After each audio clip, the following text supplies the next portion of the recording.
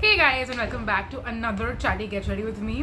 I don't think you know how much I enjoy doing these videos, which is why sometimes even if they don't perform well, I don't really care. I still want to continue doing them, and I have a running list on my phone, basically on Google Keep, of ideas and topics that I want to talk about. And once I accumulate like 4 or 5 different topics, I'm like, okay, now's a good time, we can sit down and we can chat. So yes, that's what we're going to be doing today, and I will be getting ready as I do. Like basically today is going to be a full-on filming day where I'm going to film a ton of content, and I decided this can be one of my videos as well to be filming today. I have already done loose powder on my face because I filmed that for a different video, but everything else apart from my base I'm going to be doing with you today. And if you can hear the construction sounds outside, I am really sorry about that. I think jab tak ye metro nahi banta hai tab tak we're just going to have to deal with this. I don't know how many months or years that's going to be, but it is what it is, and I'm really sorry about it. So I hope you can bear with me, and I'm going to try to ignore it as much as I can as well. But let's jump into it. And this one is going to be a very heavy video, I feel like, because a lot of the topics I can see which I have written about are quite heavy, and they're all kind of interrelated to each other as well. So let me just quickly intro it for you, like what are we going to be talking about today before we like directly dive into the heavy lifting stuff. So recently, I mean, it's not a recent thing that I have realized. I feel like I'm very different, and I don't say that in a way ki arey wow, I'm so different than others, which means I'm better than them. That's not what I mean. I just mean I'm different from people I'm surrounded with in a lot of different ways. Like I don't drink, I don't smoke, I also don't go out as often. I'm more of like a homebody, but people around me are more outgoing, more extroverted, and they do a lot of things that I don't do, which a lot of times it doesn't make me feel bad or give me FOMO or anything. But a lot of times, like, I am someone, I don't like to say no to people because it just puts you in a very uncomfortable position. Like I get very uncomfortable saying no to people, which is why, I mean, it's not like I say yes because I don't want to say no. It's more like I get uncomfortable saying no to people in general, which is why I kind of keep myself away from most people, because like if I'm not close to them, automatically they won't invite me to their plans and I won't have to say no. That's kind of how my logic works, let's just say that. And when you are in that position, a lot of times people do get FOMO as well. But my first point, and like one of the main things I want to tell people today, is that if you do things that other people don't do, or rather I should say it the opposite way, if you don't do things that other people do rather, that doesn't make you not cool, or it doesn't make you a bad person, or it's something you don't have to feel bad about. Acha, everyone else is doing this, so I should also do it, or I'm not good enough if I'm not doing the things that other people are doing. That's absolutely not how it should be. And this can be in terms of anything, like I said, smoking, drinking, going out, or there might be even other things like if you are someone who's not really into stock market or anything, but everyone else around you is talking about stock market, doesn't mean you have to get into stock market and start investing your money. And this is just an example I'm giving. Of course, investing your money in stock market is a good thing, but even genuinely speaking, if you are someone who doesn't have any knowledge about stock market, it's better to not get into it and lose your money than you know, the other way around, basically. So anything that you don't feel right doing, whatever it might be, don't do it just because everyone else is doing it. The FOMO, it's real, I will say that, but just try to not let FOMO get to you, because you might just end up doing things that you will regret later on in life. And that is why I think we should all kind of be cognizant about it and be aware about it. And another thing basically that is kind of interrelated to this one is seeking external validation. A lot of times people do these things basically that they don't want to maybe do, but they still do it because they are trying to seek external validation from their peers, from their colleagues, from their friends, and that can be the reason why they end up doing things that they wouldn't normally do. It's not your personality, it's not how you are, but you still do it because you don't want to feel FOMO essentially. And I don't know what other way to tell you to not do it, because I will also say this, लोग ठोकर खाने से ही सीखते हैं, and मैं भी I feel like ठोकर खा के ही सीखी हूँ, but अब मैं सीख गई हूँ. So that is why अब मैं वो चीज़ दोबारा कभी रिपीट नहीं करूँगी, ऐसा मुझे लगता तो है, या फिर एटलीस्ट मैं 2 बार नहीं 4 बार सोचूंगी before doing anything, because it's going to eventually bite me in the ass. So yeah,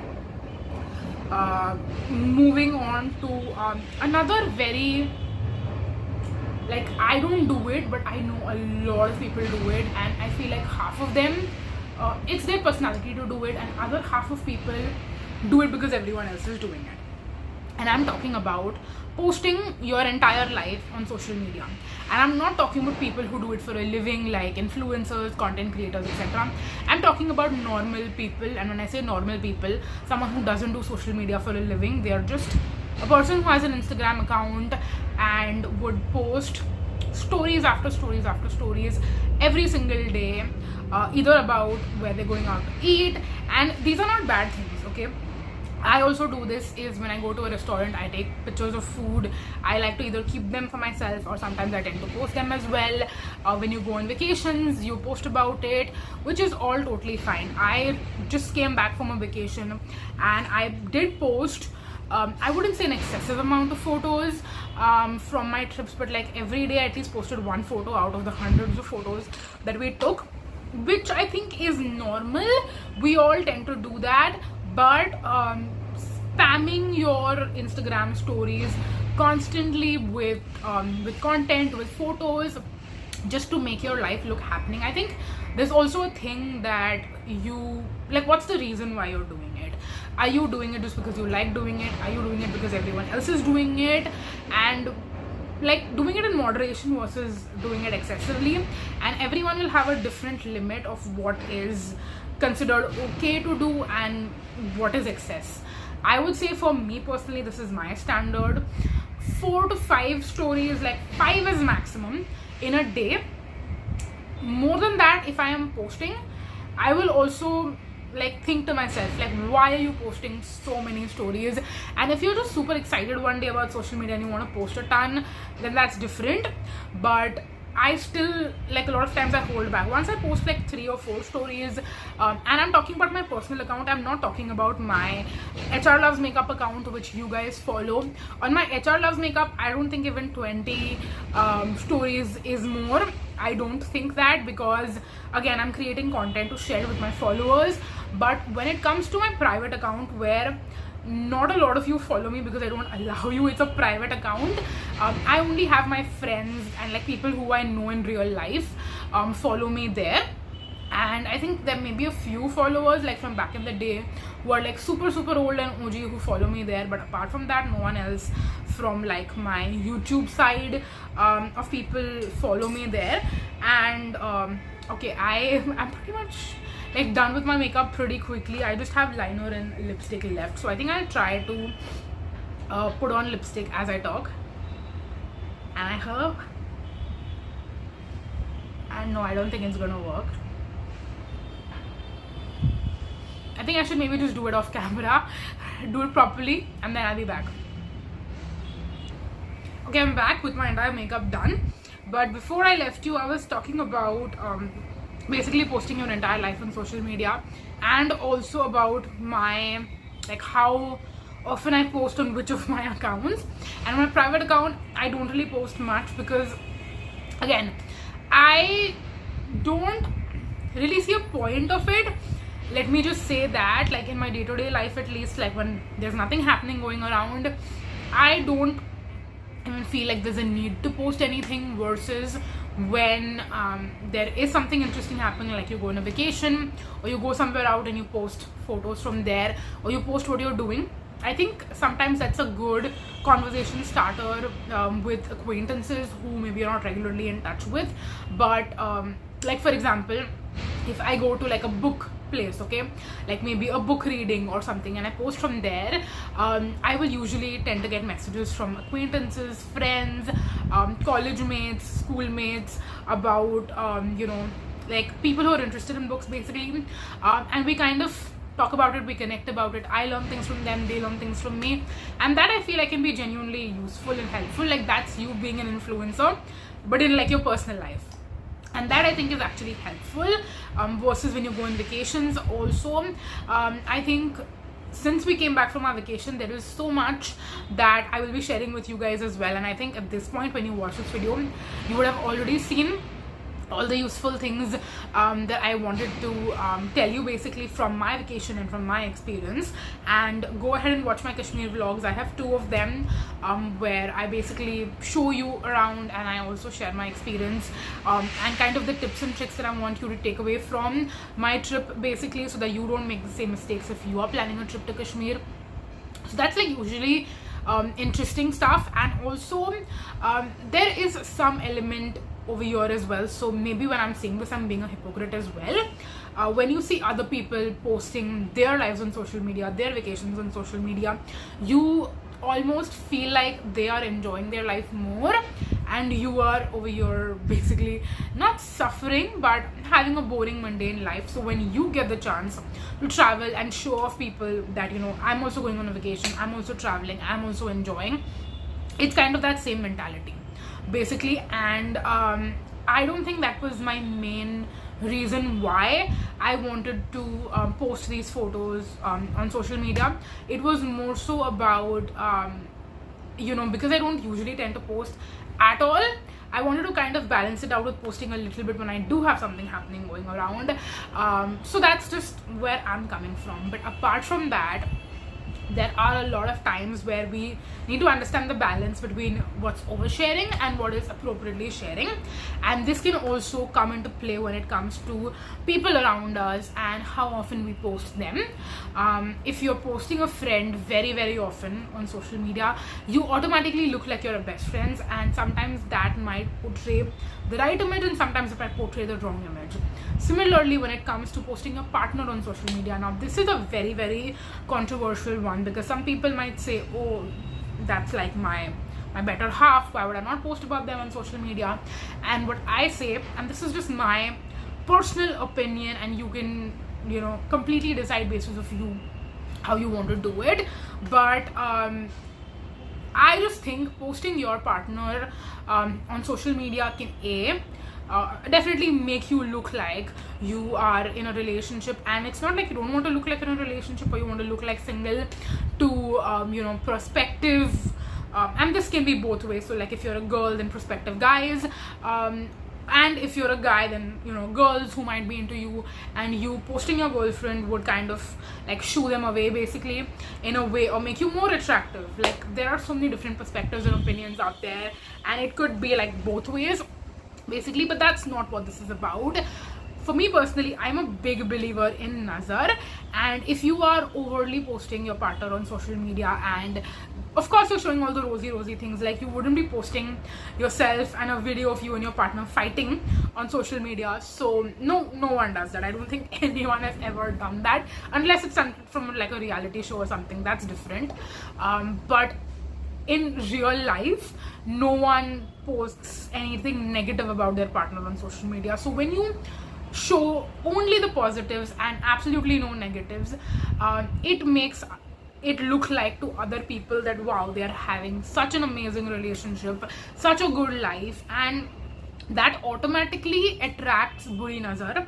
And I'm a big believer in nazar. So that is the reason I feel like, just to protect your relationship, your partner, and avoid any kind of buri nazar, like that is the main number one reason why I don't think you should be posting your partner on social media, and even if you do occasionally, I think that's okay.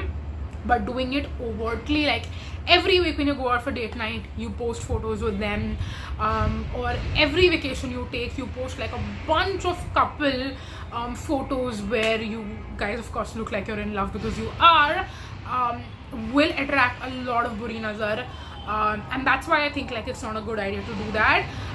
Just again, my personal opinion, my stance on it, and even not just that, but regularly posting intimate life details from your life. Like if you're having a bad day, you post it. If you're having a good day, you post it. That's just, I think oversharing your life on social media is never a good thing, and that's just how I feel about it. Again, like I said, everything I'm talking about in today's video are my personal opinions, and you can agree with me, you can disagree with me. This is our personal life. We're allowed to do whatever we want to do, but I'm just sharing my stance over here. And I think I explained that way too many times, because I just want no one to take this the wrong way. I don't want anyone to feel like I'm telling you what's the right thing to do and what's the wrong thing to do. Right and wrong is very, very subjective. So these were kind of like the main things that I wanted to tell you, which are all interrelated to each other in a certain way. But the last thing that I want to talk about in today's video, and then I'll be out of here, I promise, is I think when the new year comes about and we have this whole resolution mentality, oh, I want to do this, I want to do that, 24 things in 2024, this, that, yada yada yada, sometimes we tend to overdo it. And I feel like, I'm sharing this out of my personal experience, I do feel like I overdid it just a little bit this year, because I have a 24 things in 2024 list. I have things I want to accomplish in general. There are things I wanted to do in a lot of different areas of my life: YouTube, personal life, self-improvement and growth, things I want to change in my relationships with, of course, different people. And I'm not talking about the romantic sense, I'm talking about in general relationships with people, not romantic relationships. And I feel like I kind of took everything all at once, which is in turn affecting how much progress I'm making on each of those things. Now, some people might say, oh, even making 5% progress in every single area of your life is better than making like 50% progress, 60% progress in just one or two areas in your life. And we can all take it differently. Like, how would you rather do it? Would you focus at one thing all at once, or would you want to do everything all together and just accomplish a little bit at a time in every single area of your life? And again, just like all the other things I said earlier in this video, you might disagree with me on this one, and that is completely fine as well. But I think for me personally, to focus on one or two or maximum 3 areas at one time in my life is more beneficial and more useful than focusing on 10 different things all together and achieving a little bit progress on every single one. I'll give you an example. I've been trying to be working out regularly. I've been trying to live in the moment more, instead of like thinking about the past or the future or procrastinating, etc. I have been working on like being consistent with YouTube, the quality of my content, all of those things. I have been working on my shopping problems and reducing consumerism in my personal life. I have been trying to like work on like work related things, basically like my job, my career, and how I can grow and develop myself in those areas. I have been trying to also learn a lot of things simultaneously, like small things I'm talking about, like trying to, you know, cook more often or learn cooking, learn, like also grasp a lot of information, read a lot, learn in that sense. I've been trying to read a lot of books this year as well. So like I just counted more than 7 things in front of you right now, and doing all of that all at once makes me feel a little bit burnt out, a little bit overwhelmed, like I've taken too much on my plate all at once. And that is not even half as much as would be on my plate if I did like 24 things I want to do in 2024. Like, of course I have a list, but that includes not just habits that I want to develop, it also includes other things like travel and this and that and everything. So overall, what I mean by this point, what I wanted to talk about is that sometimes when you take too much all at once, you kind of get very overwhelmed by it. You don't know what to focus on and what to not focus on. So what I think is more useful and more beneficial, and what I would be doing going forward, is working on 3 things at one time. So for example, what I'm gonna do going forward is focusing on these areas and these areas only, working on like work related things because that's important. I don't want to slack over there. Working out and working on what is the third thing? Reading more. These are 3 things that I'm going to consistently focus on for the next few months at least, and develop my habits, like reading regularly, working out, and working in terms of like my job and my career. And after maybe June, I'll reevaluate and see what needs more work, what I need to continue to focus on. And once I develop a good habit in terms of these 3 things, I think I can take them off my focus list, because automatically I'll be programmed and it'll be a habit for me to do these things very regularly, and then I won't have to keep it like a focus area. Versus when it comes to like shopping, for example, for me, I think that's something I've become better at automatically. It's something I don't need to actively focus on anymore, because I think I've developed that habit pretty well by now. And maybe towards the second half of the year, I'll focus on other things like cooking, like my procrastination that I need to work on, etc. And that's the approach basically I want to take going forward, is to not focus on too many things all at once, but just take it one step at a time, one day at a time, and not overburden myself with too much basically. So yeah, that's what I wanted to kind of share with you in today's video. All my thoughts, opinions. You, again, like I said a million times in today's video, you can agree with me, you can disagree with me. I would love to know your thoughts in the comment section down below, so we can chat, we can get to know each other a little bit better. And a lot of times when I read you guys' comments, I also learn a lot of stuff which I might have not known about earlier. So it really I love reading your comments. Whenever I see a notification pop up in my phone of one of your comments, it genuinely makes me so happy. And reading your comments, interacting with you, replying back, it's just one of the highlights of my day, let's just say it. So don't forget to leave a comment down below. And that's going to be it. Thank you so much for watching. Thank you for listening to me. And if you watched the entire video, then leave this emoji right here in the comment section. That way I will know that you watched the entire video. So that's that. And I'm gonna go now because we have to film a ton of more content today for you guys as well. So yeah, that is it. Thank you so much for watching, you guys. Until next time, bye bye.